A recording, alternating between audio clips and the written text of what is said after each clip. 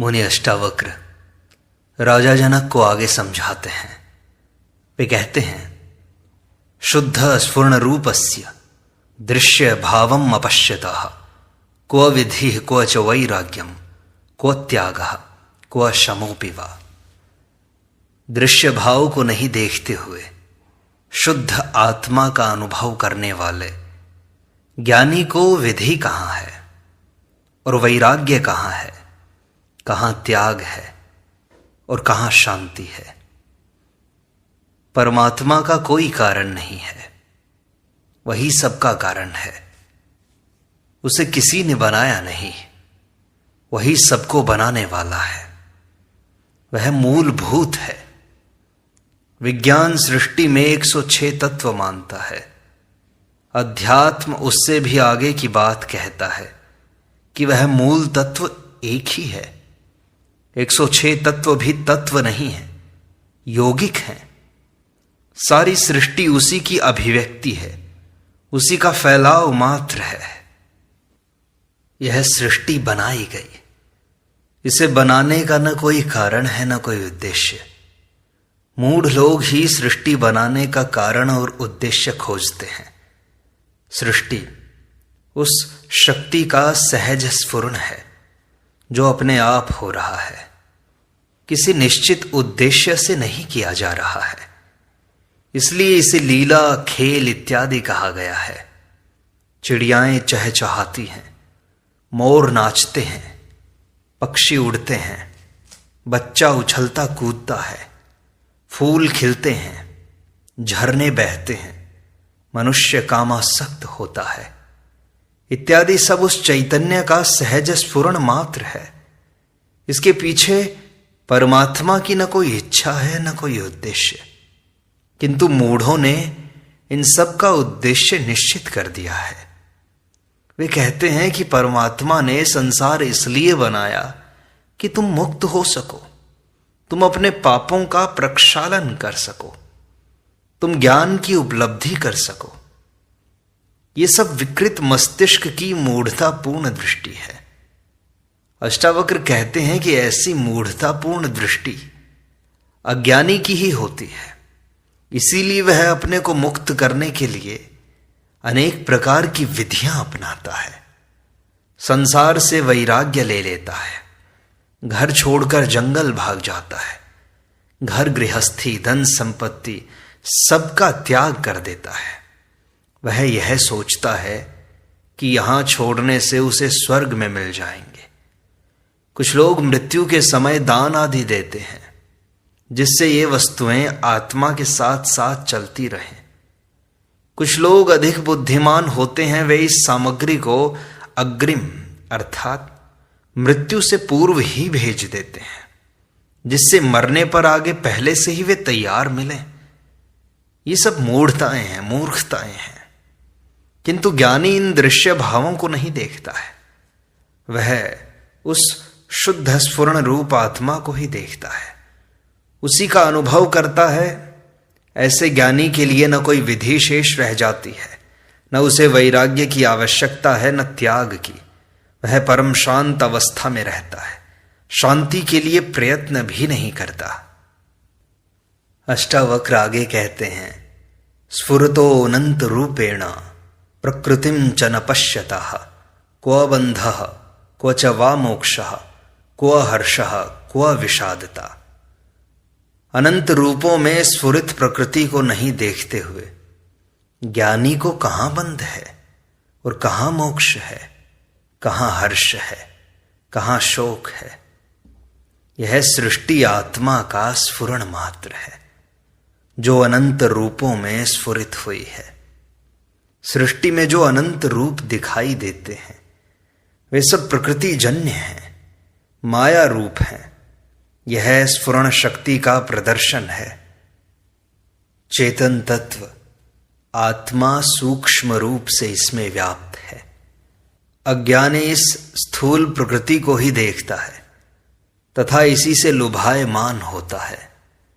वह इसी को सब कुछ समझता है, यही उसका बंध है। किंतु ज्ञानी इस जड़ प्रकृति को माया रूप समझकर केवल उसके कारण स्वरूप आत्मा में विश्राम करके स्थित रहता है।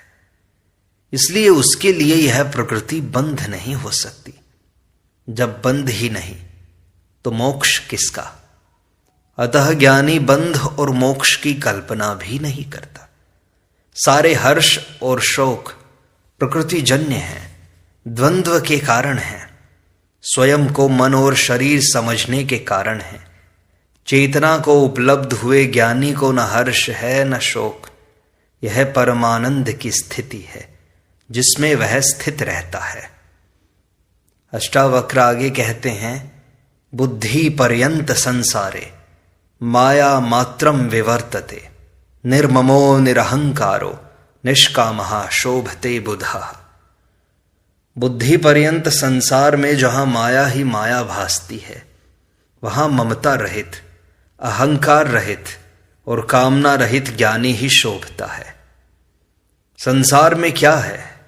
मोह है, ममता है, राग है, द्वेष है, ईर्ष्या है, घृणा है, प्रेम है, कामना है, तृष्णा है, अहंकार, काम, लोभ है इत्यादि। यही तो सब कुछ है।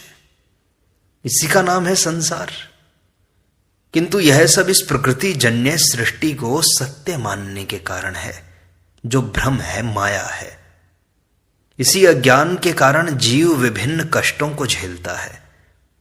बुद्धि से भी विचार पैदा होते हैं, यह भी मन को संतुष्ट करने के लिए ही कार्य करती है तथा अच्छे बुरे सद असद का भेद करती है।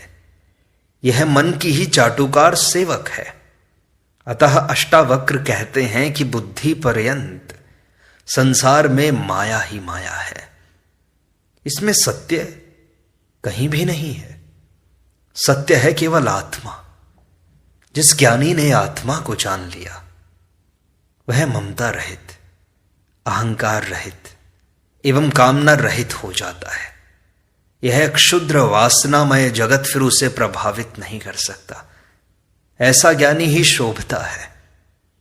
अज्ञानी इस प्रकृति जन्य सृष्टि में क्षुद्र ममता, अहंकार एवं कामना में ही जीता है।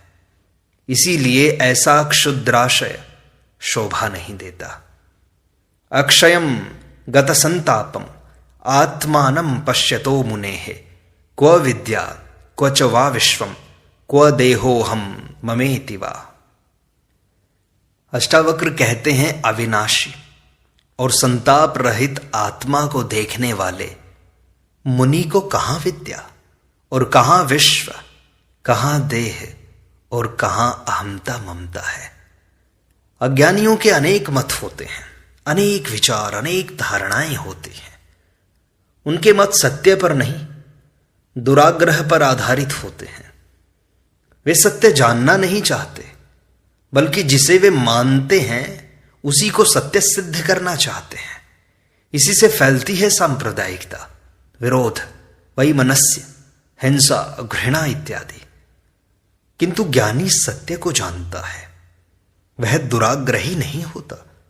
इसीलिए सभी ज्ञानी एक ही मत के होते हैं। ऐसे ज्ञानी कहते हैं कि परमात्मा तुमसे भिन्न नहीं है। वह कहीं आकाश में बैठा शासन नहीं कर रहा है। न वह स्वर्ग में है, न मंदिर में, न मस्जिद में, न गिरजाघर में। वह बाहर भी नहीं जो ढूंढने से मिल जाए। वह कोई पदार्थ भी नहीं है कि आंखों से देख लो। ऐसी समस्त धारणाएं बचकानी हैं, मूर्खतापूर्ण हैं। जिसे आत्मज्ञान नहीं हुआ, जो मानसिक धरातल से ऊपर नहीं उठे, वे ही ऐसे परमात्मा की बातें कहते हैं। किंतु जिसे आत्मानुभूति हुई है, वे कहते हैं कि यह परमात्मा ऊर्जा का सागर है। समस्त सृष्टि इसी ऊर्जा की अभिव्यक्ति मात्र है। सब इसी ऊर्जा का खेल है। शरीरस्थ आत्मा वही ऊर्जा है जिसे परमात्मा कहा जाता है। इससे भिन्न कोई परमात्मा नहीं है। जिस ज्ञानी ने इस अविनाशी संताप रहित आत्मा को जान लिया, उसने सब कुछ जान लिया, सब कुछ पा लिया। उसके लिए फिर विद्या तथा अविद्या, ज्ञान तथा संसार, देह तथा अहमता ममता, इत्यादि के लिए कोई स्थान नहीं है।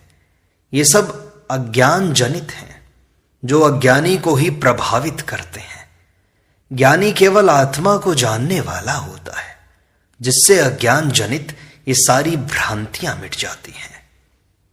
अष्टावक्र आगे कहते हैं, निरोधादीनि कर्माणि जहाति जड़धीर यदि मनोरथान प्रलापांश्च कर्तुमाप्नोति तत्क्षणात्।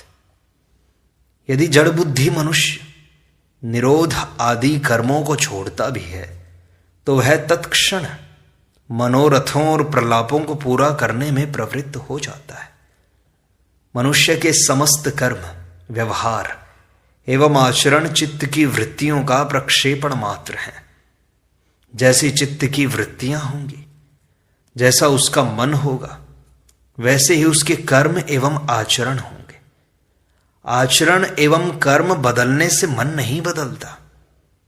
पतंजलि कहते हैं कि चित्त की वृत्तियों का निरोध ही योग है, किंतु अष्टावक्र कहते हैं कि इस निरोध के लिए जो कर्म किए जाते हैं उनसे चित्त का निरोध नहीं होता, बल्कि वे कर्म भी चित्त की चंचलता को और बढ़ा देते हैं।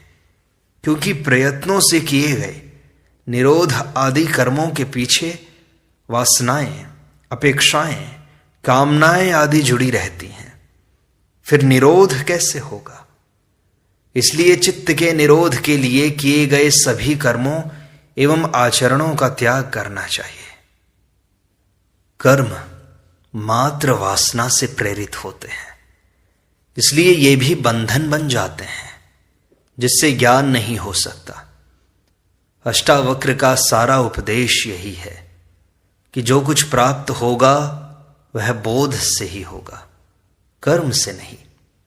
क्योंकि कर्म से अहंकार, वासना, फलाकांक्षा होगी, जिससे चित्त का निरोध नहीं हो सकता। इसलिए समस्त निरोध कर्म जैसे ध्यान और समाधि को भी छोड़ देना चाहिए, तभी उपलब्धि होगी। किंतु यदि कोई मूढ़ या जड़ बुद्धि मनुष्य इन कर्मों को छोड़ता भी है तो भी उसके भीतर मनोरथ होते हैं, आकांक्षाएं, वासनाएं होती हैं, अहंकार होता है, जिनको पूरा करने में वह प्रवृत्त हो जाता है, जिससे वह आत्मज्ञान से वंचित ही रहता है। इसका सार यही है कि चित्त की पूर्ण शांत अवस्था में ही आत्मज्ञान संभव है। निरोध आदि कर्मों को करने या उन्हें उद्देश्य पूर्ति हेतु त्यागने से नहीं होता। आचरण एवं कर्मों को करना या छोड़ना महत्वपूर्ण नहीं है। महत्वपूर्ण है मूढ़ता को छोड़ना, अज्ञान अथवा भ्रांति को छोड़ना। अष्टावक्र आगे कहते हैं, मंदः श्रुत्वापि तद्वस्तु न जहाति विमूढ़ताम निर्विकल्पा बहिर्यत्नाद अंतर विषय लालसः। मंद बुद्धि उस तत्व को सुनकर भी मूढ़ता को नहीं छोड़ता है। वह बाह्य प्रयत्न में निर्विकल्प होकर मन में विषयों की लालसा वाला होता है। मनुष्य में अनेक प्रकार की मूढ़ताएं हैं। अहंकार, वासना, कामना, फलाकांक्षा आदि मूढ़ताएं ही हैं। इनके रहते जो भी कर्म, आचरण एवं व्यवहार आदि होंगे सभी मूढ़तापूर्ण होंगे। जनक निर्मल चित्त वाले होने से ही अष्टावक्र का आत्मज्ञान का उपदेश ग्रहण कर पाते हैं। वे केवल सुनकर ही आत्मज्ञान को उपलब्ध हो गए। किंतु जो मंद बुद्धि वाले हैं वे ऐसा तत्वज्ञान सुनकर भी भीतर अहंकार, कामना, वासना, इच्छाएं आदि को नहीं छोड़ते, जिससे वे आत्मज्ञान से वंचित ही रहते हैं। ऐसा मूढ़ बाह्य प्रयत्नों में निर्विकल्प चाहे हो जाए, चाहे वह ज्ञानी की भांति सारे कर्म करने लग जाए, वासना, अहंकार, कामना आदि को त्यागने के सारे नाटक कर ले, तो भी वह मन में विषयों की लालसा वाला ही होता है, क्योंकि मंद बुद्धि है। मंद बुद्धि वाले आचरण को ग्रहण और त्याग से ही समझ सकते हैं, भीतर के मूढ़ तत्व को वे नहीं समझ सकते, इसलिए वे कभी उपलब्ध नहीं हो सकते।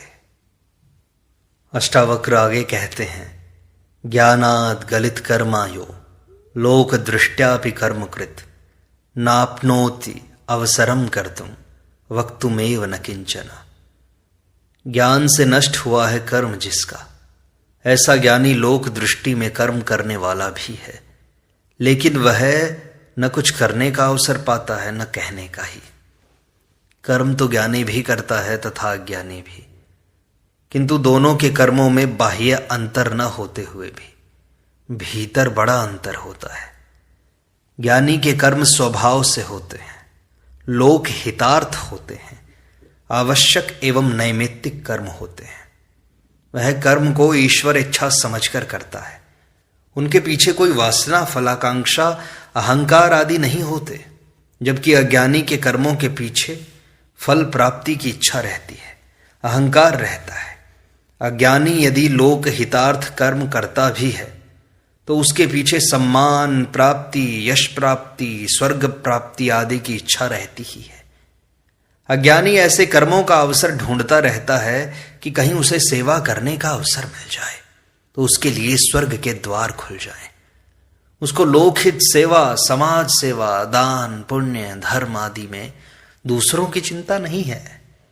चिंता मात्र स्वयं की स्वर्ग प्राप्ति की है, जिसके लिए वह अवसर ढूंढता रहता है। किंतु अष्टावक्र कहते हैं कि ज्ञान से कर्म नष्ट हो जाते हैं, फिर ज्ञानी को कर्म करने की आवश्यकता ही नहीं होती। किंतु ऐसा ज्ञानी भी लोक दृष्टि से कर्म करता है जो लोक हित में है, जिन्हें करना आवश्यक है वह कर लेता है। वह स्वर्ग प्राप्ति की दृष्टि से या फलाकांक्षा से कोई कर्म नहीं करता, न ऐसे कर्मों को ढूंढता ही है जिसका फल मिले, न वह ऐसा ही कहता है कि मैंने ऐसा किया है, क्योंकि उसमें अहंकार नहीं होता। यही कर्म की कुशलता है जिसे केवल ज्ञानी ही उपलब्ध होता है। अष्टावक्र आगे कहते हैं, क्व तमः क्व प्रकाशो वा हानम क्वच न किंचन निर्विकारस्य धीरस्य निरातंकस्य सर्वदा। सर्वदा निर्भय और निराकार धीर पुरुष, उसको कहाँ अंधकार, कहाँ प्रकाश, कहाँ त्याग, कहीं कुछ भी तो नहीं है। चित्त में वृत्तियां हैं, वासनाएं हैं, कामनाएं हैं। अनेक जन्मों में जो कुछ मिला है उस ही का संग्रहित नाम चित्त है। बुद्धि इनका सद तथा असद में विभाजन करती है। सुख दुख, लाभ हानि, प्रेम घृणा, हिंसा अहिंसा, प्रकाश अंधकार, त्याग ग्रहण आदि का विभाजन करती है। किंतु अस्तित्व में भिन्न कुछ भी नहीं है, वहां सब कुछ संयुक्त है। एक ही सिक्के के दो पक्ष की भांति है, जहां या तो दोनों रहेंगे या दोनों हटेंगे। एक को हटाने और दूसरे को बचाने का कोई उपाय नहीं है। यदि मृत्यु को हटा दिया जाए तो जन्म भी नहीं होगा, यदि बेईमानी हटा दी जाए तो ईमानदारी भी नहीं रहेगी, यदि घृणा हटा दी जाए तो प्रेम भी समाप्त हो जाएगा, यदि पापी नहीं होंगे तो ये मंदिर, मस्जिद, गुरुद्वारे भी नहीं होंगे, यदि बीमारी नहीं होगी तो स्वास्थ्य भी नहीं होगा, यदि असाधु नहीं होंगे तो इन साधुओं को भी विदाई देनी पड़ेगी। ये सब संयुक्त हैं, एक दूसरे पर आश्रित हैं। एक को हटाकर दूसरे को बचाया ही नहीं जा सकता है। यदि रावण को हटा दिया जाए तो राम की कहानी बनती नहीं। किंतु नैतिक व्यक्ति दोनों में भेद करता है। वह बुरे को हटाकर अच्छे को लाना चाहता है, वह अंधकार को हटाकर प्रकाश को लाना चाहता है। इसके विपरीत धार्मिक व्यक्ति सब कुछ ईश्वरीय समझकर दोनों को स्वीकार कर लेता है, जबकि ज्ञानी उस एक आत्मा को जानकर सर्वदा निर्भय और निर्विकार हो जाता है। उसकी यह भेद दृष्टि ही समाप्त हो जाती है। वह प्रकाश, अंधकार, ग्रहण, त्याग आदि में कोई भेद ही नहीं समझता। स्वभाव से जो होता है वह कर लेता है एवं सर्वदा परमानंद स्वरूप आत्मा में ही स्थित रहता है। अष्टावक्र आगे कहते हैं, क्व धैर्य, क्व विवेकत्वम, क्व निरातंकता पिवा अनिर्वाच्य स्वभावस्य निस्वभावस्य योगिनः। अनिर्वचनीय स्वभाव वाले, स्वभाव रहित योगी को कहां धीरता है, कहां विवेकिता अथवा कहां निर्भयता है। जहां भय है वहीं निर्भयता होती है, जहां मूढ़ता है वहीं विवेकता पैदा होती है, जहां व्याकुलता है वहीं धैर्य की बात सोची जाती है। किंतु योगी जिसने उस परम रस को जान लिया, सदा उसी में निमग्न रहता है, उसका स्वभाव अनिर्वचनीय हो जाता है, सभी द्वंद्वों से पार एक रस हो जाता है, उसका वर्णन नहीं किया जा सकता। वह न सिद्धांतों में जीता है, न किसी मान्यताओं और परंपराओं में, ना ही वह रूढ़ियों में जीता है, न आदतों में। उसके लिए यह कहना ही कठिन हो जाता है कि वह किस स्वभाव वाला है, क्योंकि वह स्वभाव से रहित होता है। वह अपना कोई स्वभाव, कोई आदत बनाता ही नहीं, वह आत्मा के स्वभाव के अनुकूल चलता है, जिसे संसारी नहीं जान सकते। अज्ञानी ही नियम, संयम, मर्यादा, अनुशासन, सिद्धांत, कर्तव्य, विवेक आदि में बंधकर जीता है। ज्ञानी पूर्ण स्वतंत्रता का उपयोग करता है।